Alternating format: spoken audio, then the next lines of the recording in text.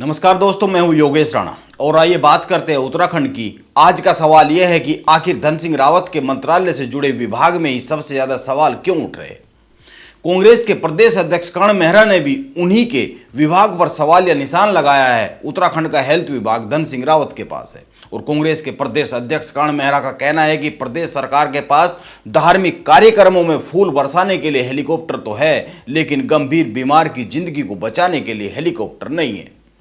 कर्ण मेहरा हरिद्वार में कांवड़ यात्रियों पर हेलीकॉप्टर से बरसाए गए फूलों पर बात कर रहे हैं, उस पर सवाल उठा रहे हैं और उनका कहना है कि प्रदेश में पिछले 5 साल में 798 महिलाओं की प्रसव के दौरान जान चली गई है।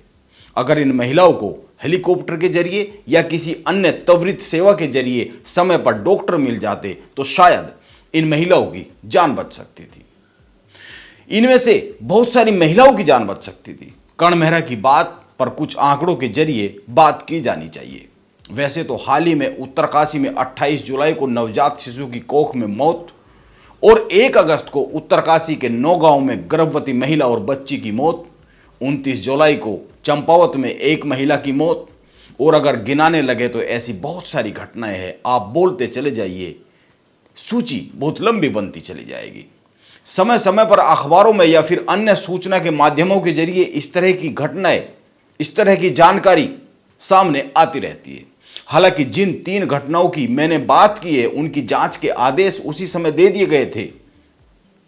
अब यह तो पता नहीं जांच में क्या निकला है, जांच कहां तक पहुंची है और जांच पर कोई एक्शन हुआ भी है या नहीं हुआ है, और क्या इस तरह की जांच में कभी कुछ निकलता भी है, यह सवाल है। यह भी सोचने और समझने की बात है।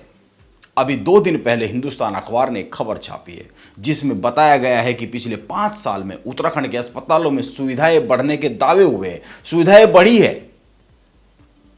और डॉक्टर्स की संख्या में भी इजाफा हुआ है।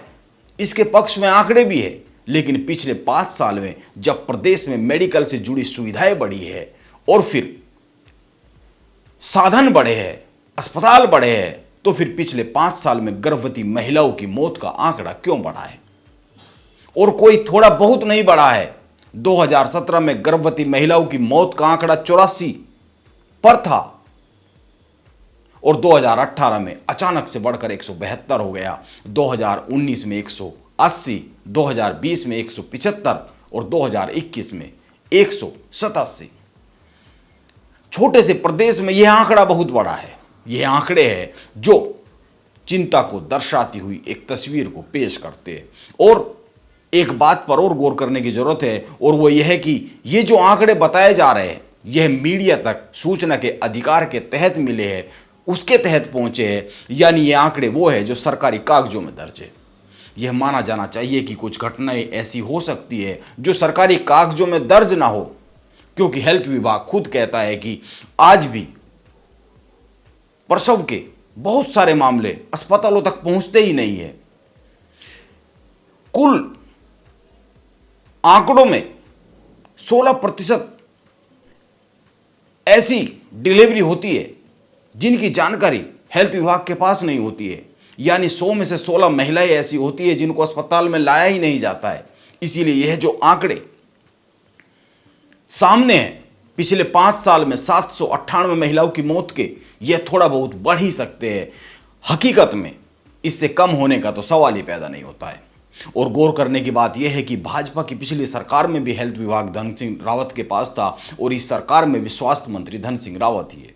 इसीलिए अगर कर्ण मेहरा उनके जरिए सरकार के काम पर सवाल उठा रहे हैं तो यह कोई आश्चर्य की बात नहीं है और इसमें कोई बहुत मिलावट भी नहीं है, क्योंकि आंकड़े भी इस बात की गवाही दे रहे हैं। हालांकि कर्ण मेहरा हेलीकॉप्टर को स्वास्थ्य सेवा से जोड़ने और कांवड़ यात्रियों पर फूल बरसाए जाने की घटना को जोड़ने का जो काम कर रहे हैं, मीडिया से बातचीत में इस पर बात की जा सकती है, इस पर बहस हो सकती है, इस पर कई सारे लोगों के अलग अलग मत हो सकते हैं।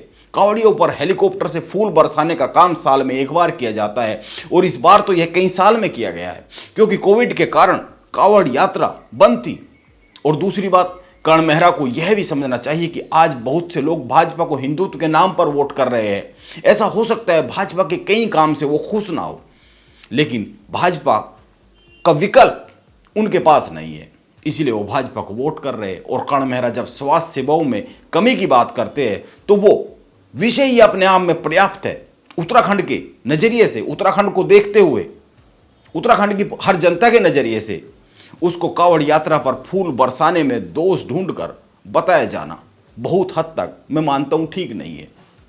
हाँ, कर्ण मेहरा यह कह सकते थे कि सरकार के पास मुख्यमंत्री और मंत्रियों को लाने ले जाने के लिए हेलीकॉप्टर तो है, लेकिन गंभीर बीमार को उसकी मदद के लिए एक साल में कितनी बार हेलीकॉप्टर का इस्तेमाल किया गया यह आंकड़ा सरकार को पेश करना चाहिए। लेकिन कर्ण मेहरा सीधा हमला करने के बजाय कुछ साइड का रास्ता निकालते हुए दिख रहे हैं। यह एक समझने वाली बात है। जबकि कर्ण मेहरा की यह बात उन लोगों को ठीक नहीं लगेगी जो कांवड़ यात्रा में गहरी आस्था रखते हैं। और फिर मैं कहता हूं, साल में केवल कुछ घंटे के लिए फूल बरसाने का काम किया जाता है, और जबकि स्वास्थ्य सुविधाएं 24 घंटे का एक मामला है। हर समय की एक जरूरत है, कभी भी कहीं भी उसकी अति आवश्यकता पड़ सकती है। कर्ण मेहरा अपनी बात को बगैर कांवड़ यात्रा को बीच में लाए भी कह सकते थे, लेकिन मेरा कहना है कि इन सब बातों से हटकर यह एक सच्चाई है कि उत्तराखंड में स्वास्थ्य सेवाओं का हाल चिंता के लेवल पर लंबे समय से है और इसका निदान होता हुआ भी नहीं दिखता है। इसको समझने के लिए तमाम मीडिया रिपोर्ट के साथ साथ अन्य रिपोर्ट जो इंटरनेट पर बहुत आसानी से मिल जाएगी, आप उनको पढ़ सकते हैं। यह चिंता की एक तस्वीर है। नमस्कार, आप बने रहे मेरे साथ।